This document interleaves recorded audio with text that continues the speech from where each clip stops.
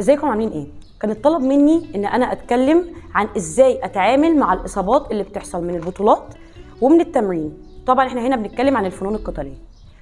اول حاجه في الحاجات دي لازم ان انا اطمن على نفسي عند دكتور عشان اعرف الاصابه دي حجمها قد ايه، علشان انا مش دكتوره. يعني انا ما يجيش لاعب عندي يقول لي اصل حصل لي 1 2 3، لا انا مش طبيب.